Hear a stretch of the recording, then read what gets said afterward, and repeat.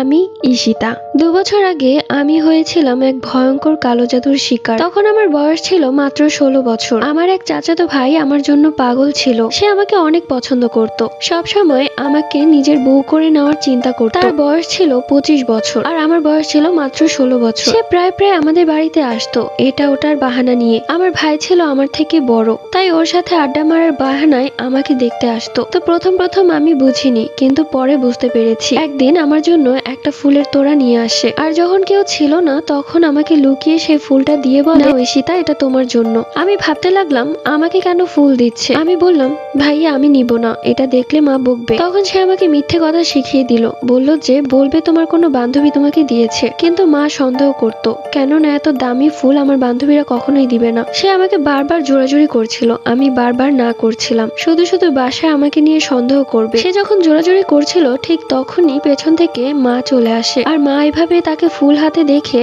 বলল, কি ব্যাপার তুষার, তোমার হাতে কিসের ফুল? তখন সে ভাইয়াটা একটু ভ্যাবাচাকা খেয়ে যায় আর বলে যে, না না চাচি, এই ফুলটা আমি পেয়েছি, তাই তো আমি ঈশিতাকে দিচ্ছিলাম। আমার মা বিষয়টা বুঝতে পারে আর বলে যে, ঈশিতাকে ফুল দেওয়ার দরকার নেই, এই ফুলটা তুমি নিয়ে যাও বাড়িতে, আর ও এখন ছোট, ওকে এসব দিবে না।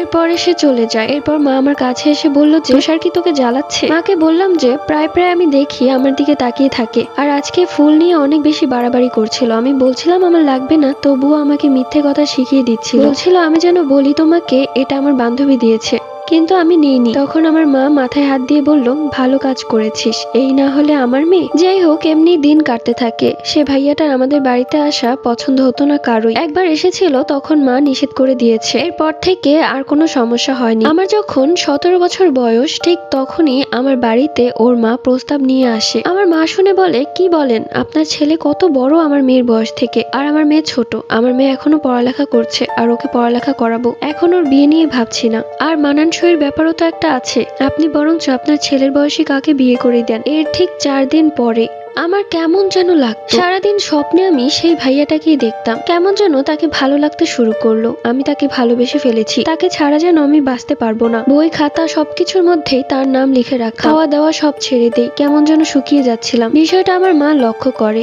আমার মা আমাকে বলে যে, সত্যি করে বলতো মা, তোর কি হয়েছে? তখন আমি মায়ের সাথে খুব খারাপ ব্যবহার করি এবং বলি যে আমাকে যেভাবেই হোক তুষারের সাথে বিয়ে দাও, নয়তো আমি বিষ খেয়ে আত্মহত্যা করবো। আমার পাগলামো আস্তে আস্তে বাড়তে লাগলো। আমি ব্লেড দিয়ে আমার হাতে ওর নাম পর্যন্ত কেটে লিখেছিলাম, কিন্তু কেন আমি এগুলো করছি আমি নিজেও জানতাম না। তো আমার মা আমাকে একটি কবিরাজের কাছে নিয়ে যায়। সেই কবিরাজ আমাকে দেখে বলে যে আমার উপর কালো জাদু করা হয়েছে, আর সেটা করেছে আমার চাচাতো ভাই তুষার, ওর প্রতি আমাকে পাগল করার জন্য। এরপর কবিরাজ কালো জাদু কাটিয়ে দেয়।